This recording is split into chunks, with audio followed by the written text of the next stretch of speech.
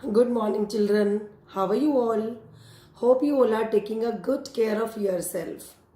So, children, today I am going to show you the solutions of revision assignment number 1 of chapter number 2, that is polynomials, and chapter number 3, that is a pair of linear equation of grade 10th subject mathematics.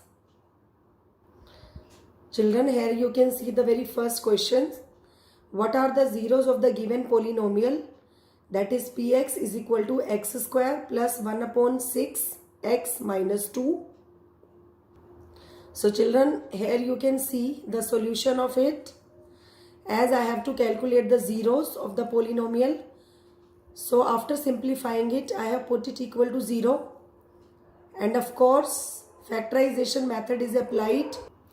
While applying factorization method, I have calculated both the zeros of the given polynomial. Got it, children? Children, the purpose to upload the solutions of revision assignment is that you can cross-check your solutions and you can come to know where you have committed the mistakes. Now, children, this is question number 2. You have to form a quadratic polynomial if the zeros are 5 minus root 2 and 5 plus root 2 respectively. This is question number 2 and this is the solution of question number 2. You have considered let alpha be the first zero and beta be the second zero. Then we have calculated sum of the zeros and product of the zeros, and ultimately the required polynomial will be x square minus 10x plus 23 after putting it in the formula, that is x square minus sx plus p. Now children, this is question number 3. What is the value of polynomial in x at x is equal to 2? So let us see its solution. Children, this is very simple question. Only at place of x you have to put the value 2 and you will be getting the answer as minus 6, because plus 4 and minus 4 will be cancelled. Got it? Now children, this is question number 4. You will be having sum and product of the zeros given and you have to form a quadratic polynomial. Quite simple. Please match the solution carefully. As here I have taken LCM 4. So I have got the polynomial which is required, that is 4x square minus x plus 1 in first part. And in second part I have got 3x square minus 3 root 2x minus 1 is equal to 0. So this is the required quadratic polynomial.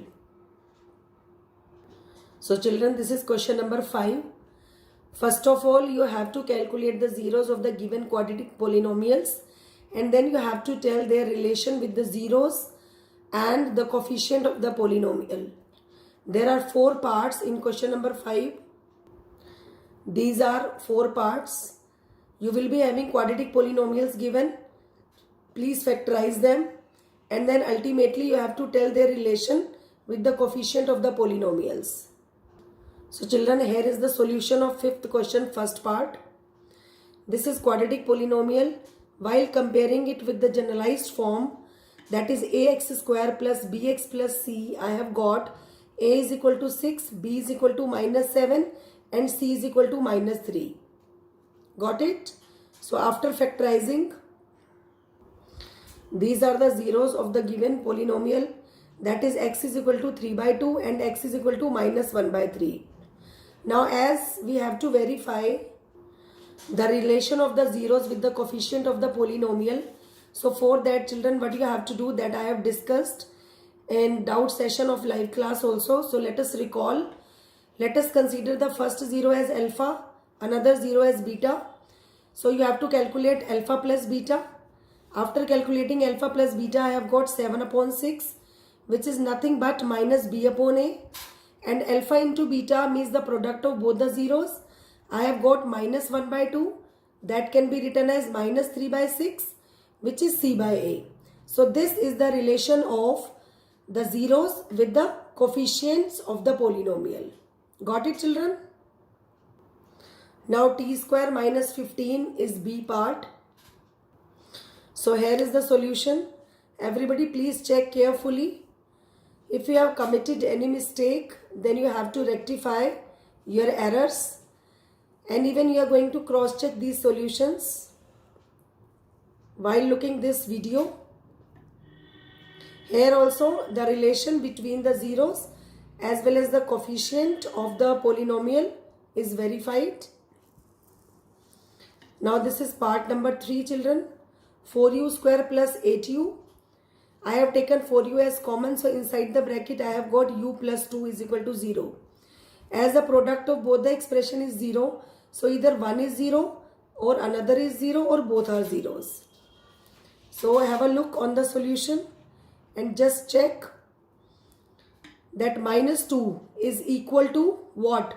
That is minus 8 by 4, which is nothing but minus b by a, and here 0 is c by a. 0 can be written as 0 upon 4. Got it? This is fourth part, children.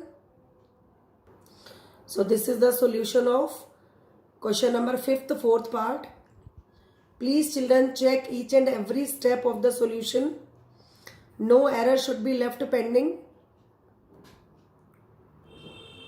Here also you can see that alpha plus beta is proved equal to minus b by a, and alpha into beta is proved c by a. So hence verified. This is the relation between the zeros with the coefficient of the polynomial. Now children, this is question number 6. Here you can see the graph of two polynomials. This is linear polynomial and this is cubic polynomial. How did I come to know?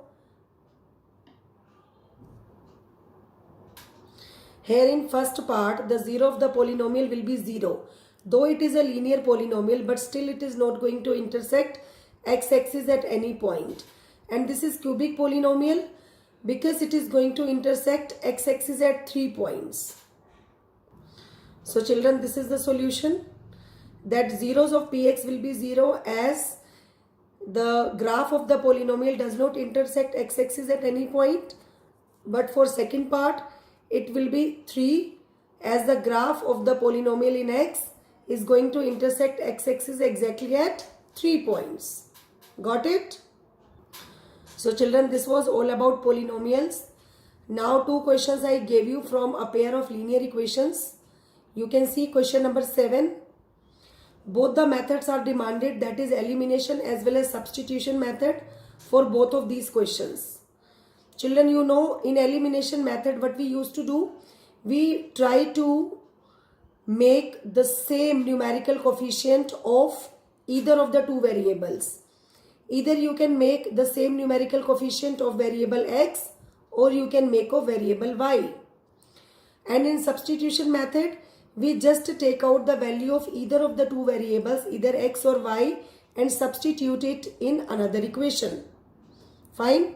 So that the another equation will be in one variable only, and ultimately we can calculate the value of that variable from that equation, and then we can insert that value in either of the two equations to get the value of another variable. Got it? So children, just have a look on the solutions. First of all, as the equations were not in the generalized form of a pair of linear equation, that is ax plus by plus c is equal to 0. So I have simplified it. Here you can see I have simplified another equation as well. So after simplifying, I have got 3x plus 4y is equal to minus 6, and here I have got 3x minus y is equal to 9. So children, luckily I have got the same numerical coefficient of variable x, that is 3. So I can just subtract equation number 2 from equation number 1. This is elimination method. Through here you can see that I have got the value of y. Now I am going to put this value of y in either of the two equations. So after putting the value of y in equation number 1, I have got the value of x as well. Now children, the same question we are supposed to do by substitution method. So what I did, I have just calculated the value of y from equation number 2, and I am going to substitute this value in equation number 1. So the value of y is 3x minus 9. So let us substitute this value in equation number 2. Here children, you can see that I have got x is equal to 2. Now substitute this value in either of the two equations. So after substituting the value, I have got y is equal to -3 and x is equal to 2. The same values were got when I solved the question using elimination method. It was x is equal to 2 and y is equal to -3. Got it? Now let us switch to the next question, next part. Here also we have to apply elimination as well as substitution method. Children, just observe the equations. Either I can multiply equation number 1 by 4 and equation number 2 by 3 so that 12x, 12x both will be same. Or I can multiply equation number 2 by 2 and equation number 1 by 1 only. Because here I will be getting 2y same. You can see. And as I got 2y, so I am going to subtract equation number 2 from equation number 1. So I have got 5x is equal to 5, that is x is equal to 1. So substitute this value in equation number 1 and you will be getting y is equal to 2. So by elimination method, children, I have got x is equal to 1 and y is equal to 2. Let us solve this part now by substitution method. Now children, the same question I am going to solve using substitution method. Children, here you can see that from equation number 2 I have calculated the value of y because it was easy for me to calculate the value of y as I have got y is equal to 6 minus 4x. Now put this value of y from equation number 2 in equation number 1. So after putting it, children, I have got x is equal to 1. Correct? Now put this value in this expression itself. So you will be getting the value of y, that is 2. Got it? So now children, from this you can observe whether I am going to apply substitution method or elimination method, I will be getting the same result, that is x is equal to 1 and y is equal to 2. Now children, this is last question which I gave you to do at home. You have to calculate the value of k, but one condition is there that the lines are coinciding each other. So before we switch to the solution, let us recall the concept of coinciding lines. If the lines are going to be coincide each other, then a1 upon a2 is equal to b1 upon b2 is equal to c1 upon c2. Means the numerical coefficient of x upon, in first equation, upon the numerical coefficient of x in second equation is equal to numerical coefficient of y in equation 1 upon numerical coefficient of y in equation 2 is equal to the ratio of the constant terms. Got it? So through this, I have got a1 is equal to k and a2 is equal to 12 while comparing it with the generalized form of a pair of linear equation, that is a1x plus b1y plus c1 is equal to 0. a2x plus b2y plus c2 is equal to 0. So I have got b1 as 3 and b2 as k and c1 as minus of 2k minus 6 upon minus 2k. Children, whenever you are going to get constant on right hand side, you have to bring them on left hand side. Okay. So through this I have got two values of k, that is k is equal to plus minus 6. But what I did, I just put first two expressions equal. Third one is still left.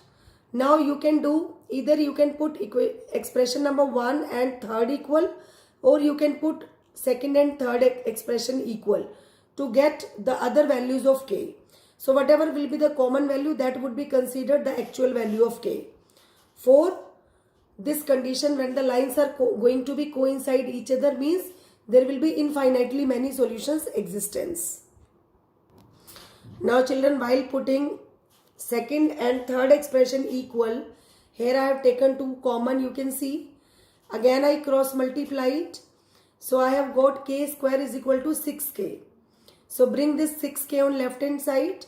You will be getting k square minus 6k is equal to 0. Take k as common. It will be k equal to 0 and k is equal to 6. Now children, you can see earlier I got k is equal to plus minus 6.